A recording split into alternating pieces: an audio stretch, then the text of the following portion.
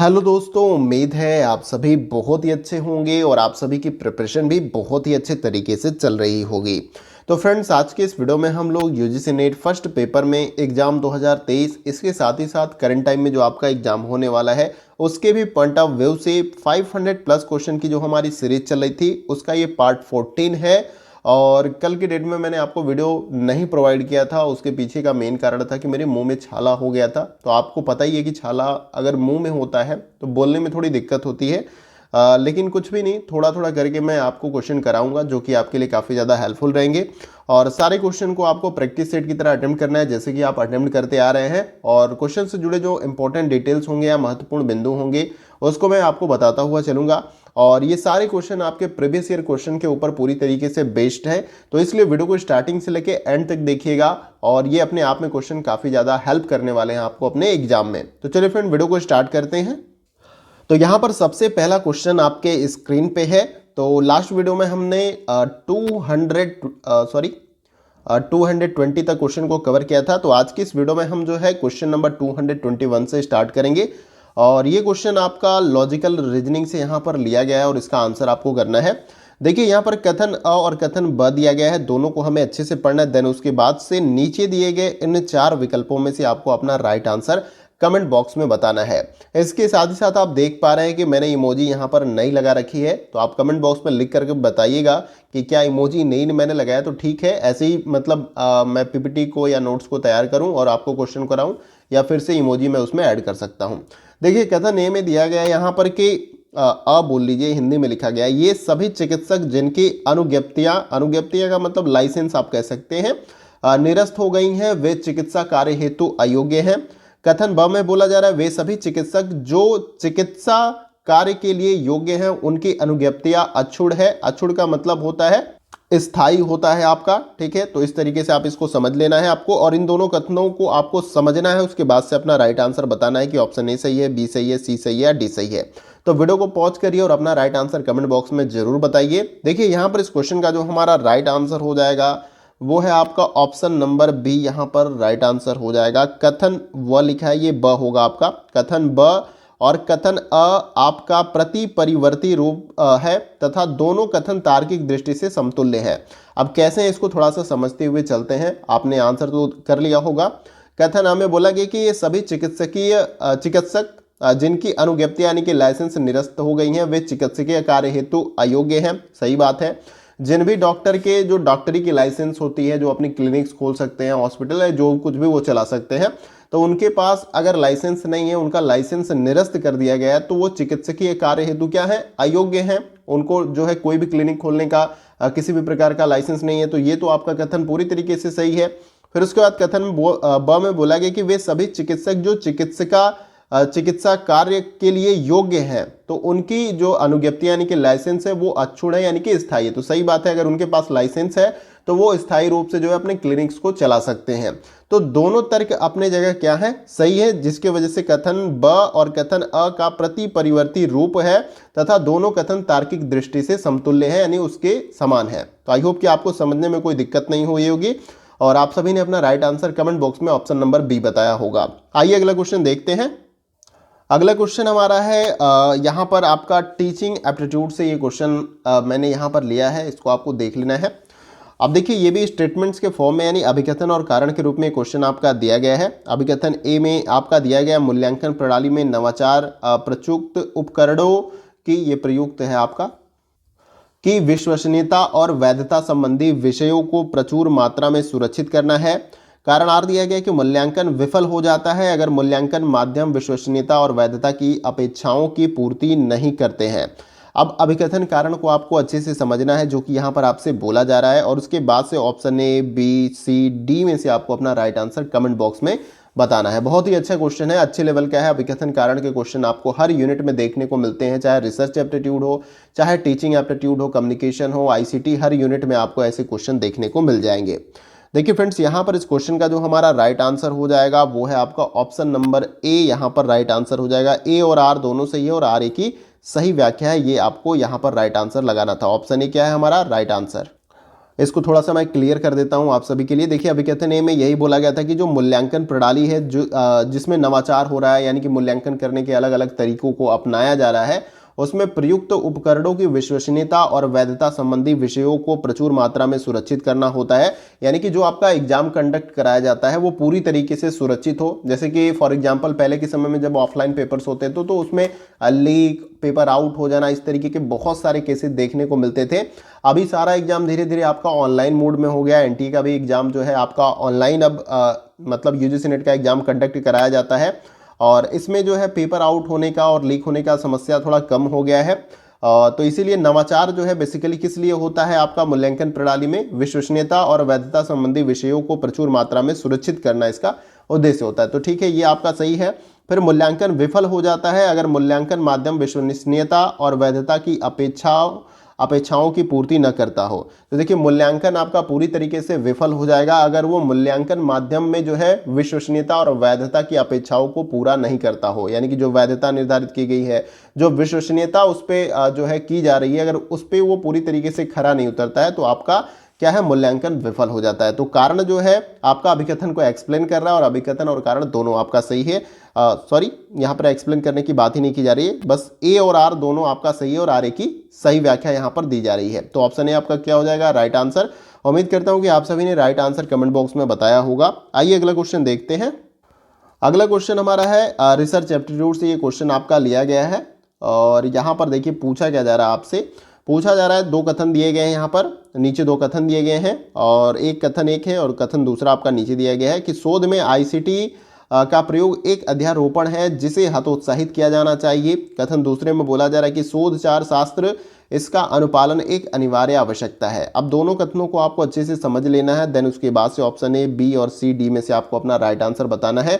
बहुत ही अच्छा, जैसे कि अभी मैंने ऊपर ही आपको बोला कि रिसर्च एप्टीट्यूड में भी आपको कथन वाले क्वेश्चन देखने को मिलेंगे, जो कि मैंने यहाँ पर लिया है। तो आप इसका राइट आंसर कमेंट बॉक्स में जरूर बताएं। देखिए यहाँ पर इस क्वेश्चन का जो हमारा राइट आंसर हो जाएगा वो है आपका ऑप्शन नंबर डी, यहाँ पर राइट आंसर हो जाएगा।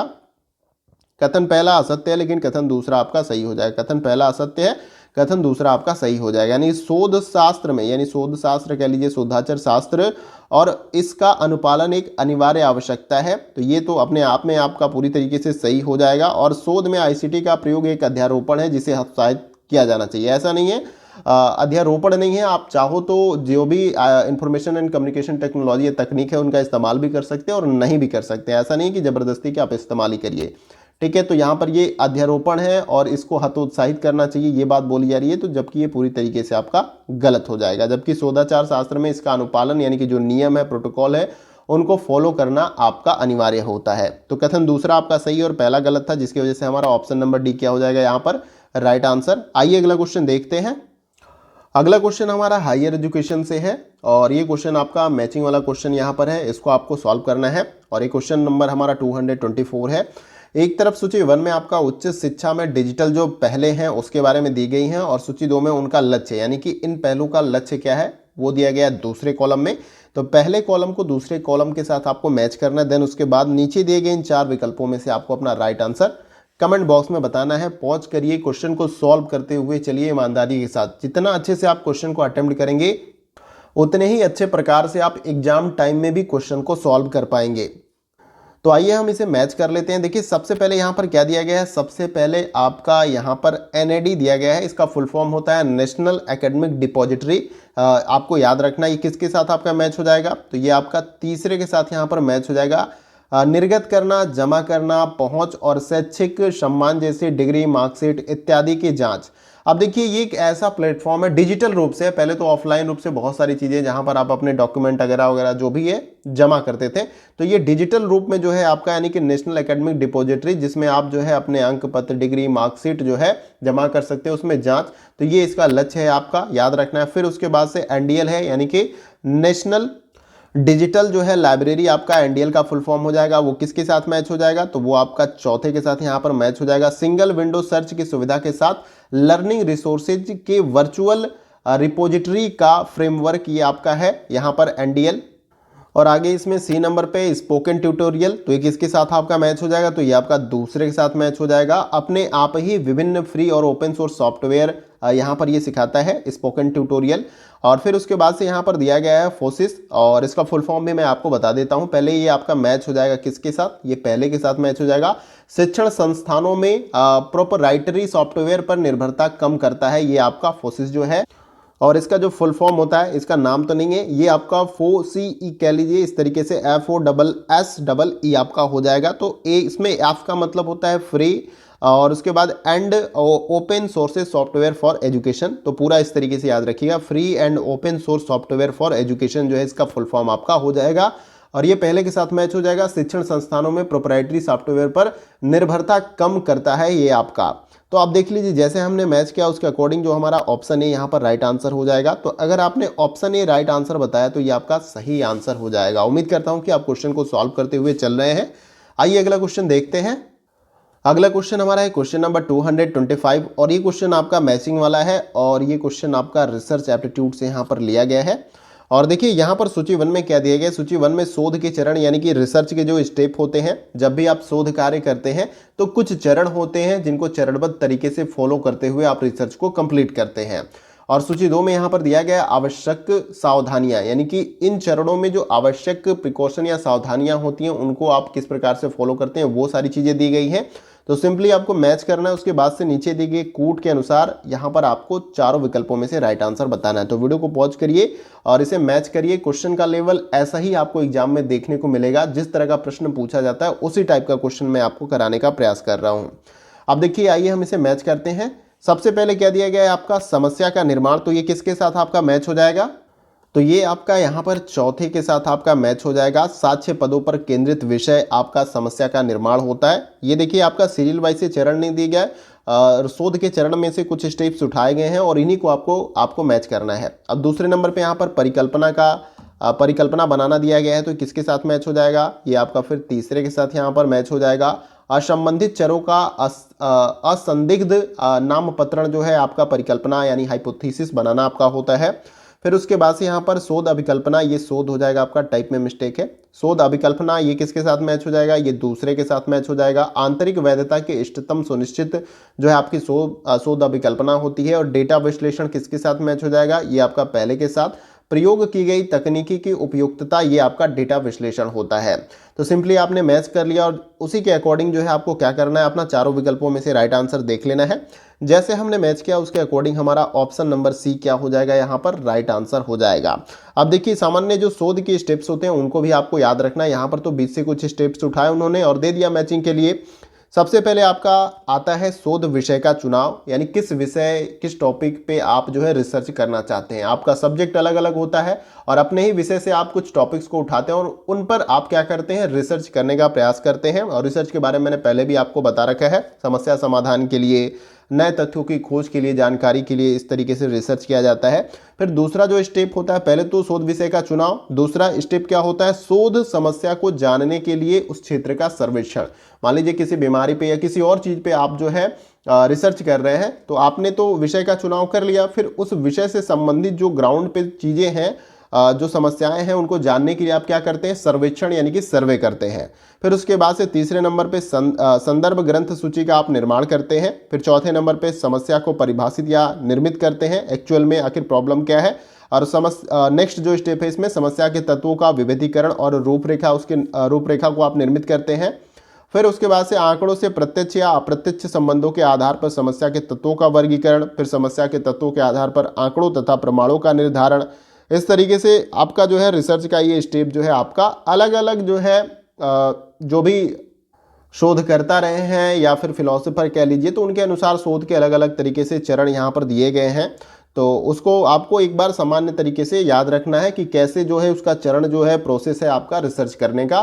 फिर बाकी क्वेश्चन आपसे पूछा जाएगा ऐसे मैच करने के लिए, तो आप इजीली क्या करोगे, उसको मिला लोगे। जैसे कि कोठारी आयोग के अनुसार भी शोध के स्टेप बताए गए हैं, जिसमें शोध समस्या का निर्धारण सबसे पहले है, फिर गहन साहित्य का सर्वेक्षण उपकल्पना का निर्माण यानी हाइपोथेसिस की बात की जा रही है, शोध प्रारूप का निर्माण, निदर्शन प्रारूप निर्धारण, आंकड़ा संकलन, प्रोजेक्ट का संपादन, आंकड़ों का विश्लेषण, उपकल्पनाओं का विश्लेषण, सामान्यीकरण और विवेचना, रिपोर्ट तैयार करना, परिणामों का प्रस्तुतिकरण और निष्कर्षों का औपचारिक लेखन यानी कि थीसिस की बात की जा रही है। तो ये कोठारी आयोग के अनुसार ये शोध के चरण थे। ऊपर जो मैं आपको बता रहा था वो स्लूटर के अनुसार जो शोध के स्टेप थे वो थे। तो आप कोठारी आयोग वाला भी याद कर सकते हैं। तो उम्मीद करता हूं कि डिटेल्स आपको समझ में आ गया होगा। नहीं समझ में आया तो आप कमेंट बॉक्स में मुझे बताइएगा, एक बार नहीं मैं बार बार प्रयास करूंगा।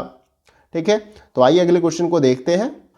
अगला क्वेश्चन हमारा है क्वेश्चन नंबर 226 और ये भी क्वेश्चन आपका मैचिंग वाला है। तो सिंपली आपको इसे मैच कर लेना है। देखिए सूची 1 में मूल्य विकास के चरण यानी कि स्टेप दिए गए हैं। सूची 2 में आवश्यक सावधानियां दी गई हैं। तो सिंपली आपको मैच करना है, जैसे कि हमने मैचिंग वाले क्वेश्चन को आपको ऊपर कराते हुए आया। और वीडियो को पॉज कर लीजिए, आंसर दीजिए ईमानदारी से और क्वेश्चन को सॉल्व करते हुए चलिए। जितना अपने प्रति, देखिए किसी के प्रति ईमानदार रहिए या मत रहिए, खुद के प्रति ज़्यादा ईमानदार रहिए। यानी कि कोई भी काम कर रहे हो आप तो ईमानदारी से करिए, क्योंकि अगर नहीं आप करोगे तो खुद का ही नुकसान आप कर बैठेंगे, जो कि मैं बार बार आपसे बोलता हूँ। अब देखिए आइए हम इसे मैच कर लेते हैं और आप भी मैच करिए। सबसे पहले यहाँ पर ए किसके साथ आपका मैच हो जाएगा? इसमें ए जो है आपका जो मूल्यांकन संग्रहण दिया गया है, सॉरी मूल्य संग्रहण, तो ये किसके साथ मैच हो जाएगा? ये आपका चौथे के साथ यहाँ पर मैच हो जाएगा। इन्हें समुदाय के सदस्यों से प्राप्त किया जाता है, जो मूल्य संग्रहण आपका होता है। फिर बी जो है मूल्य आकलन, ये किसके साथ आपका मैच हो जाएगा? ये तीसरे के साथ मैच हो जाएगा। व्यक्तियों को पसंदीदा मूल्यों का चयन और उपयोग सिखाने में सहायता करता है आपका। फिर आपका मूल्य श्रेणीकरण, ये किसके साथ मैच हो जाएगा? ये दूसरे के साथ आपका मैच हो जाएगा। जब व्यवहारित और उपदेशिता मूल्यों में अंतराल हो वो आपका मूल्य श्रेणीकरण होता है, रैंकिंग कह सकते हैं इस तरीके से। डी जो है मूल्य समेकन, ये किसके साथ मैच हो जाएगा? ये पहले के साथ मानव व्यवहार का अनुमान उपलब्ध कराता है आपका मूल्य समेकन। तो आई होप कि आपने इस तरीके से मैच कर लिया और उसके अनुसार नीचे जो कूट आपका दिया गया इसी में से आपको राइट आंसर बताना था। तो जैसे हमने मैच किया उसके अकॉर्डिंग जो हमारा राइट आंसर हो जाएगा वो है आपका ऑप्शन नंबर ए। तो अगर आपने option number A right answer बताया तो ये आपका सही आंसर हो जाएगा। आइए अगला क्वेश्चन देखते हैं। अगला क्वेश्चन हमारा है क्वेश्चन नंबर 227 और ये क्वेश्चन जो है आपका हायर एजुकेशन से यहाँ पर लिया गया है। और देखिए इसमें पूछा क्या जा रहा है, आंसर दीजिए इसको।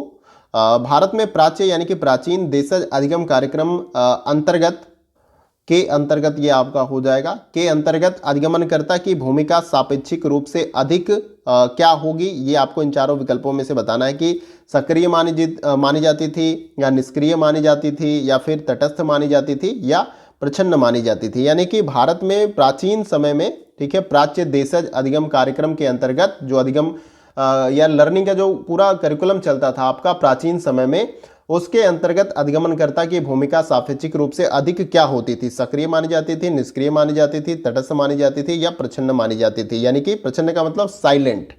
तो इस क्वेश्चन का राइट आंसर आपको बताना है। देखिए यहाँ पर इस क्वेश्चन का जो हमारा राइट आंसर हो जाएगा वो है आपका ऑप्शन नंबर ए, यहाँ पर राइट आंसर हो जाएगा एक्टिव, यानी कि सक्रिय मानी जाती थी। ये आपको याद रखना है। यानी कि भारत में प्राच्य देशज अधिगम के कार्यक्रम के अंतर्गत अधिगमनकर्ता की भूमिका सापेक्षिक रूप से सक्रिय मानी जाती थी, यानी कि एक्टिव। तो ऑप्शन ए हमारा क्या हो जाएगा? यहाँ पर राइट आंसर हो जाएगा। आइए अगला क्वेश्चन देखते हैं।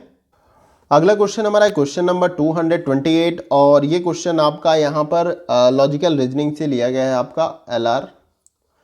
देखिए यहाँ पर बोला क्या जा रहा है कि जो इंद्रियां गुणधर्म का प्रत्यक्ष करती हैं वही इंद्रिय उसकी गुणधर्मिता तथा उसके अभाव का भी प्रत्यक्ष करती हैं। इस प्राचीन भारतीय दर्शन के किस संप्रदाय से जोड़ा जा सकता है? यानी जो ये बातें, यानी कि जो ये स्टेटमेंट्स कहा जा रहा है, ये प्राचीन भारतीय दर्शन के किस संप्रदाय के अंतर्गत आपका आता है? पहला देखिए यहाँ पर दिया गया है आपका लोकायत चारवाक, इसके बारे में मैंने पहले भी आपको बता रखा है। और बी जो है आपका न्याय और सी है आपका बौद्ध से।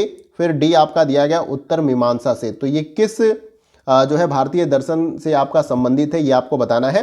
देखिए यहाँ पर इस क्वेश्चन का जो हमारा राइट आंसर हो जाएगा वो है आपका ऑप्शन नंबर बी, यहाँ पर राइट आंसर हो जाएगा। न्याय दर्शन से ये जो है आपका पूरी तरीके से ये स्टेटमेंट संबंधित है।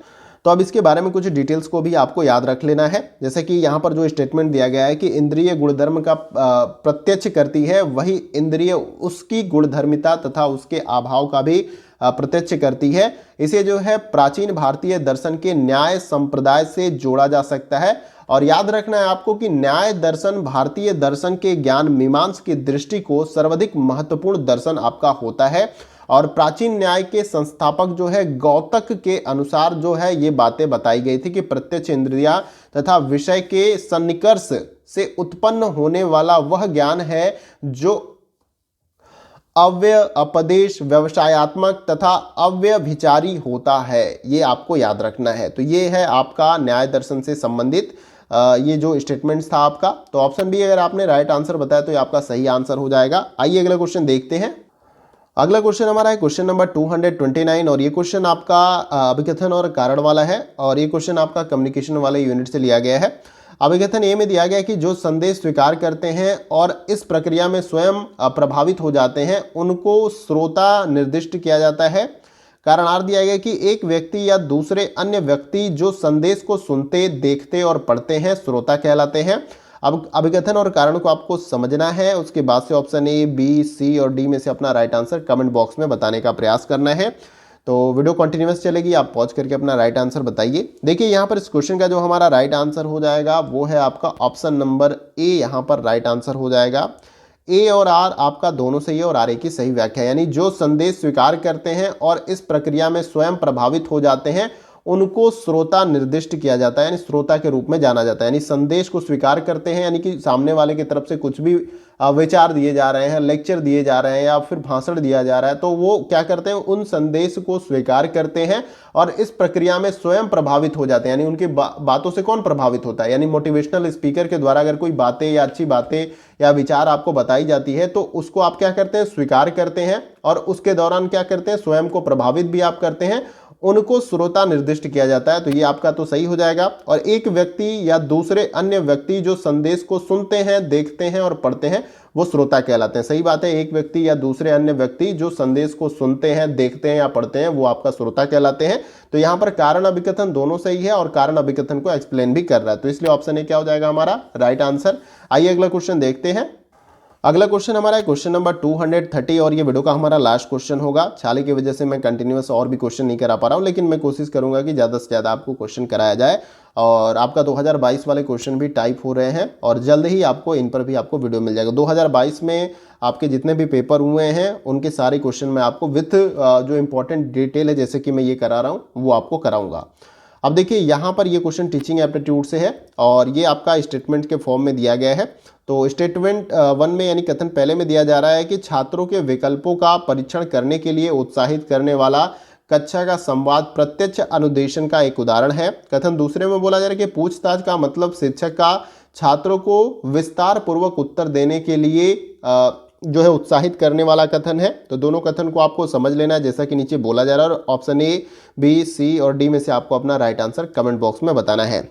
देखिए यहाँ पर इस क्वेश्चन का जो हमारा राइट आंसर हो जाएगा वो है आपका ऑप्शन नंबर डी, यहाँ पर राइट आंसर हो जाएगा। कथन पहला आपका असत्य हो जाएगा और कथन दूसरा आपका क्या हो जाएगा, यहाँ पर सत्य हो जाएगा। अब देखिए इसमें बोला क्या गया था कि छात्रों के विकल्पों का परीक्षण करने के लिए उत्साहित करने वाला कक्षा संवाद प्रत्यक्ष अनुदेशन का एक उदाहरण होता है, जबकि ऐसा नहीं यहाँ पर होता है।